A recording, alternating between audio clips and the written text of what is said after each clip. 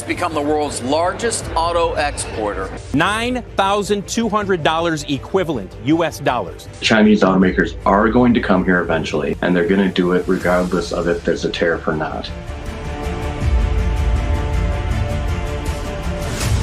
They include the thing I'm announcing today, 25% tariff on Chinese steel and aluminum products, and will counter China's overcapacity in these industries.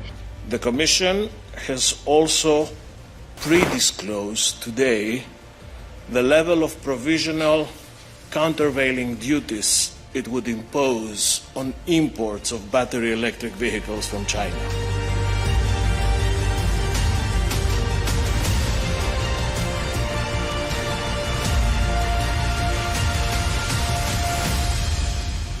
We are standing on the precipice of a climate change cliff, staring at a future that grows more uncertain and alarming with each passing year. Projections indicate that global temperatures will increase by about 1.5 degrees Celsius, which is around 2.7 degrees Fahrenheit by 2050, and by a staggering 2 to 4 degrees Celsius up to 7 degrees Fahrenheit by the end of the century. 2023 was already the warmest year on record since global monitoring began in 1850, and 2024 is on track to break that record. So far this year, we've witnessed devastating floods in Brazil, severe droughts across Africa, and record-breaking heat waves in South and Southeast Asia. The upcoming monsoon season in Asia is worrying climate experts as it threatens to destroy livelihoods, agricultural livestock, and human lives in large numbers. These calamities are not isolated incidents. They are symptomatic of the ecological disaster humans have brought upon themselves through industrialization and relentless exploitation of natural resources.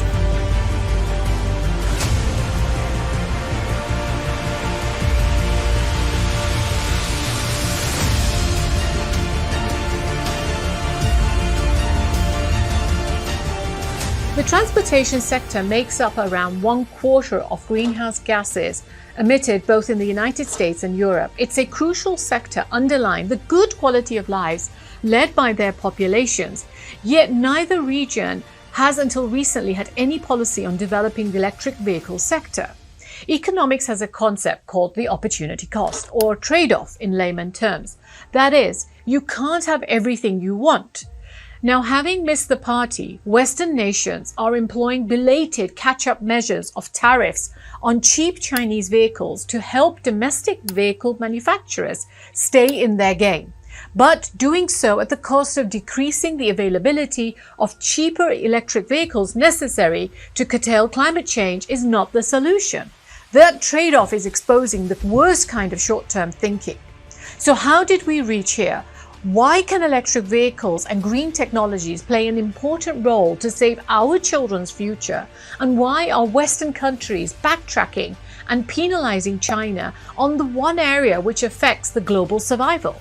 Please subscribe, like, and share the video if you enjoy the content on this channel. It will help me to bring a variety of new topics to you to discuss the different issues which affect all of us intellectually and emotionally. If I can request you to watch the content for as long as possible, as that indicates to YouTube that it should suggest it to more viewers. Do share with me your comments and suggestions on other areas you are interested in also. China has about 60% of the world's electric cars, 70% of green rail, 60% of the green world metros, and 95% of all electric buses running in the world. But before jumping into how Western countries who did not support their own electric vehicle industry are now trying to destroy China's, we need to appreciate the disaster that's facing us and why electric vehicles are an essential piece of the solution, regardless of where they come from. If we don't understand that, then we will go on thinking that everything around us is hunky-dory and we can continue heading and leading this life without making any necessary changes.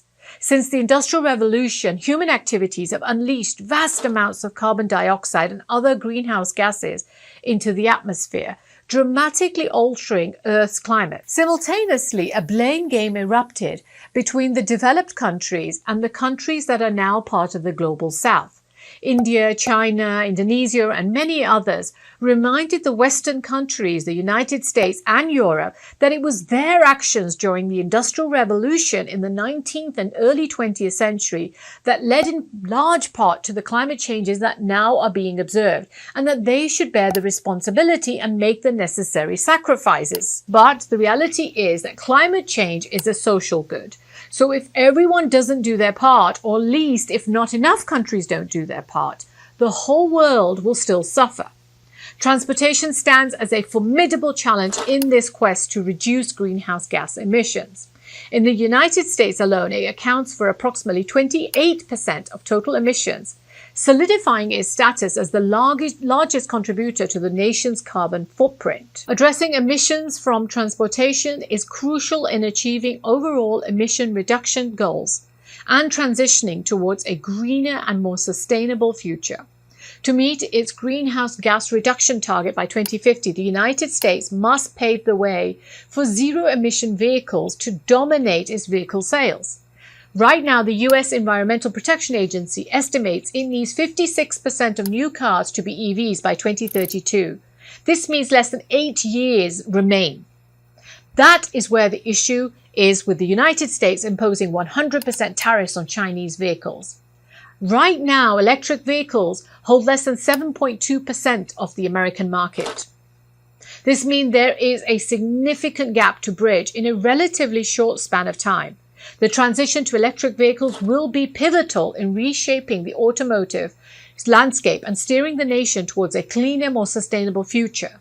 And while Europe has made slightly better strides in the adoption of electric vehicles, the pace of adoption still lags behind there as well, in what is necessary to address the region's transportation emissions. This entails implementing much stronger proactive policies and incentives by the regions to encourage consumers to switch to electric vehicles and to invest in the necessary infrastructure, for example, charging stations to support widespread adoption to make a significant progress in reducing this transportation-related greenhouse gas emissions. That is where the challenge lies for these regions. Domestic vehicle manufacturers have predominantly targeted luxury market segment, leaving a gap in the affordable electric vehicles available for the average consumer. This hinders the broader adoption, as many consumers seeking more budget-friendly options find themselves with limited choices in the EV market. Expanding the range of affordable electric vehicle options will be pivotal in encouraging more people to drive EVs and drive a significant reduction in these transportation emissions in the United States. The average price of the vehicle right now exceeds what the average middle-class buyer can afford. A new EV sold in the United States is currently on average around $50,000, much more than most drivers are willing and able to pay. This affordability gap hampers the transition to electric vehicles, as many consumers are unable to make the switch due to financial constraints. I know I recently had to buy a car in the United States, and despite wanting to buy the electric vehicle, when I looked at the cost of EV cars and the limitations of charging stations, if, for example, I was going to go on a long trip, I decided I'd go halfway and I went for a hybrid car instead. So addressing the cost issue and making electric vehicles more accessible to the middle-class market is crucial in accelerating this adoption of clean transportation and achieving the emission reduction goals that the United States needs to achieve. And this is exactly why Chinese vehicles are important.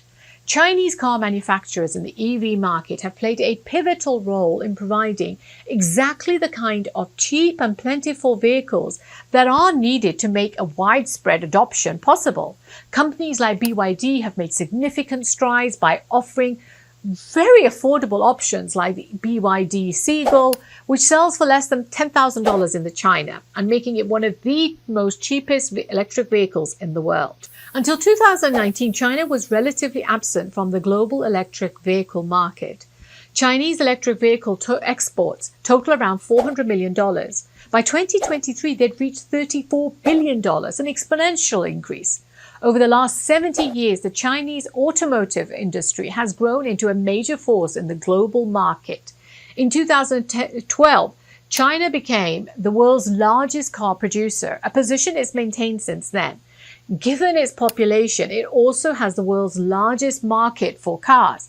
And for the past 4 decades, the Chinese car market has been dominated by global brands such as Volkswagen, General Motors, and Toyota. Now, in terms of car production capacity, China has 4 times the capacity of the United States. About 30 million units were produced in 2023. That leaves 15 million cars for exports, nearly as many as the United States can sell in a good year. One of the world's largest exporters in cars, the Chinese sent over 5 million cars to over 100 countries in 2023. The Chinese government worked on a coherent policy on electric vehicles since 2012, which was explicitly stated to help to meet China's commitments to the climate change. The government implemented policies to incentivize consumers and producers to switch to electric vehicles. These policies included subsidies, tax incentives, and a supportive infrastructure development, which were crucial in driving a widespread adoption of these electric vehicles. The government from 2012 to 22 reimbursed electric vehicle car buyers with an $8,500 subsidy. It abolished the excise tax of 10% on EV cars costing up to $42,000. This is something that's going to be phased out in the next couple of years. And nearly 60% of all EV cars are now sold in China. China is also home to 3 of the world's 4 biggest EV manufacturers. Under the Inflation Reduction Act, the United States has also offered American consumers $7,500 subsidy on those that buy American cars, American electric vehicles. This is, however, subject to an income level. By promoting this transition towards this cleaner alternative, the government is fulfilling a global commitment to climate change, to reducing emissions, and contributing to a more sustainable future for all. But unlike the United States and Europe, China did not have a historically established automobile sector. And this has helped China. The absence of entrenched automotive industry infrastructure actually facilitated China's leapfrogging into the electric vehicle sector without encountering the hindrances and the obstacles which are typically posed by the existing industries. Chinese companies were able to innovate much more freely and rapidly adapt to the evolving demands of the electric vehicle market. And it positioned itself as the global leader in electric vehicle production and in innovation. So the Chinese government took decisive steps at both local and national levels to fulfill its climate change commitments. It offered subsidies to catalyze the establishment and development of this electric vehicle sector. They also made buying and owning gasoline-powered cars much less appealing to consumers. Gasoline-powered cars were limited through many different ways, but one was, for example, auctions for new license plates were made very difficult and very expensive. And by comparison, those who had EV cars found it very easy to get green license plates. China also introduced a rating system for the automotive industry in 2017, which gave extra points for electric vehicle production and penalties for cars which had high gas fuel consumption. In stark contrast, the European Union and the United States relied heavily on their existing automobile sector to navigate this transition into the EV market themselves. So they gave them little incentive for innovation at a time when the market for EV vehicles just didn't exist. Similarly, they did not even incentivize the consumer to move towards buying electric vehicles. The United States faced additional challenges during the presidency of Donald Trump, who famously dismissed climate change as a hoax. Global warming and a lot of it's a hoax. It's a hoax. He said the concept of global warming was created by and for the Chinese. He withdrew the country from the Paris Agreement as well on climate change in 2020. Even before President Trump, the United States government had dithered around for decades on the issue of climate change, with a significant portion of the population expressing disbelief in it. Consequently, the United States government faltered in advancing the EV sector. Now compare this to the 73% of Chinese who actually believe in climate change, and they say this is the biggest challenge faced by society. Yet the United States had every opportunity to dominate the sector. had it shown the foresight. So if Henry Ford defined the American car industry for over a century, then Elon Musk and Tesla have defined and even dominated the EV sector. They've transcended national borders from China to Europe. Tesla's unparalleled success has solidified its status as the face of EV, with Musk propelling it to become the most valuable car company globally, surpassing the combined market capitalization of all other publicly traded auto companies.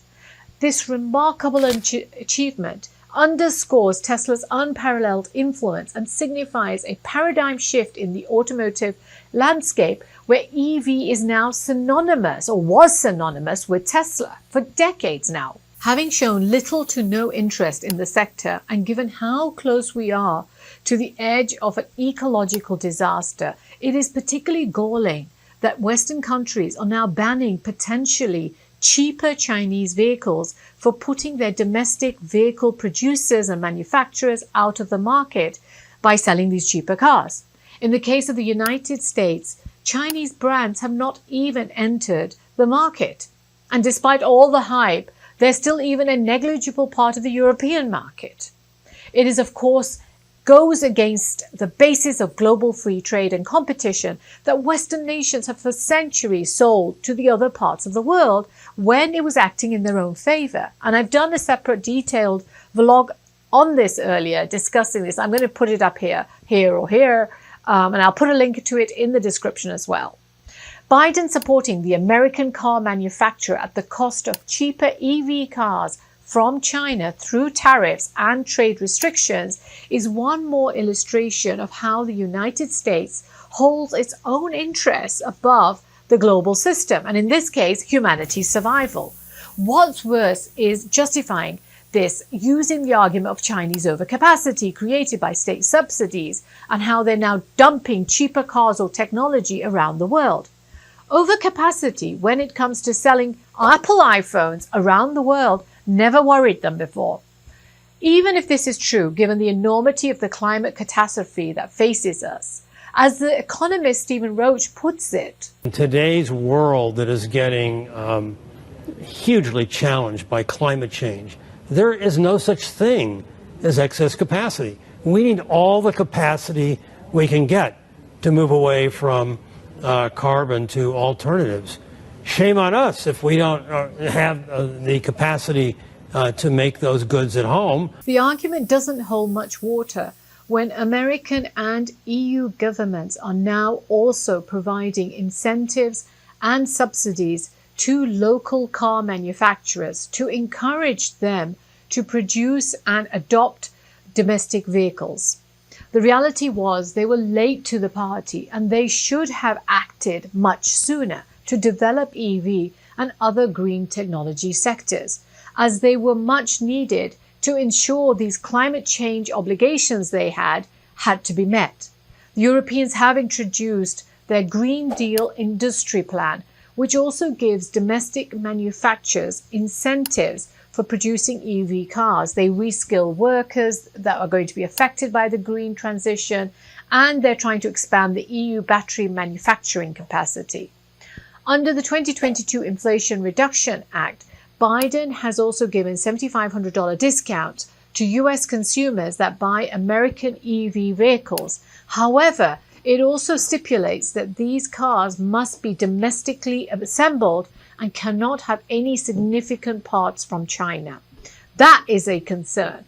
Biden is currently using his $1 trillion programs under the Inflation Reduction Act and CHIPS Act and others to protect domestic jobs in areas which are no longer competitive with the world when it comes to the production of cars. There is a reason why GM and the Volkswagens and etc. went to China since the 1980s to manufacture cars there. Good old economic protectionism will only entail that American consumers will pay more and buy fewer EV cars than they would have done so otherwise.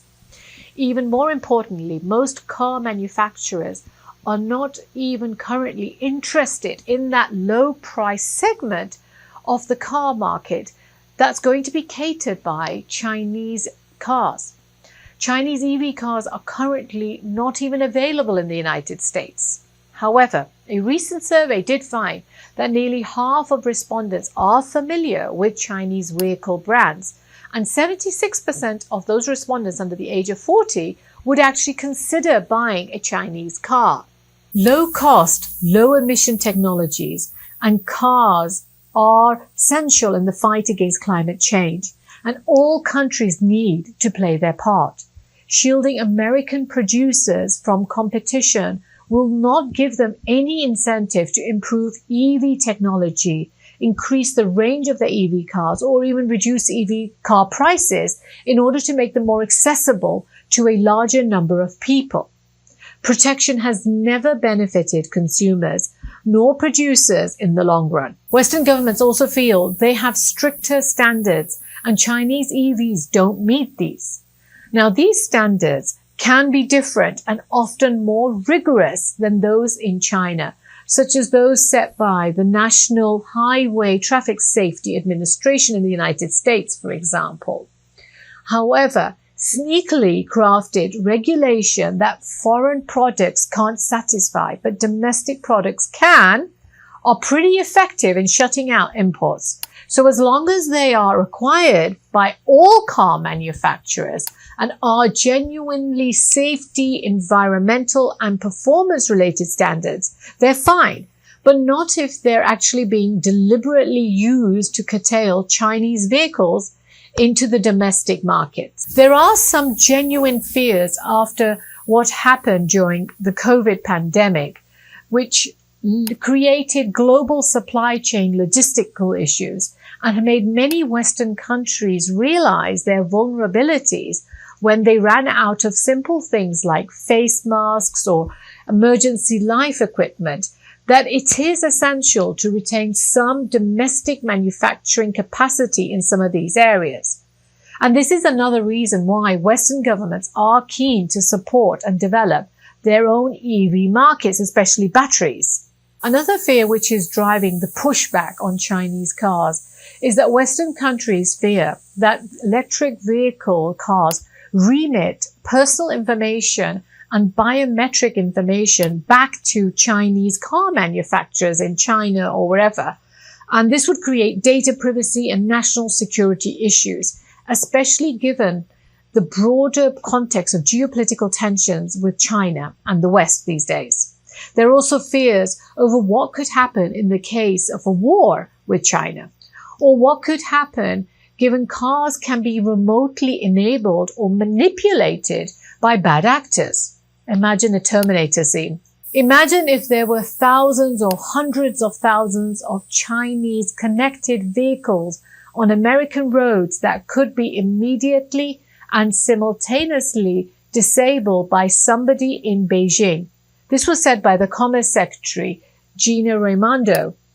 Now, issues related to intellectual property theft and cybersecurity have also contributed to these hesitations of adopting Chinese cars. Issues related to intellectual property theft and cybersecurity have also contributed to hesitations. As a matter of priority, the European Commission is looking into the cybersecurity aspects of connected and automated vehicles, including electric vehicles. As part of this effort, it plans to assess the risk associated with electric vehicles. Now, in this battle against climate change, Western countries are grappling with a puzzling paradox. While advocating for environmental action, they're hindering progress on this by sidelining Chinese electric vehicle manufacturers. Now, this clash between the rhetoric and the action not only undermines global efforts to combat climate change, but also exposes a deeper hypocrisy of Western countries. Thank you so much for joining me today. Please do share the video, and I look forward to speaking to you again soon.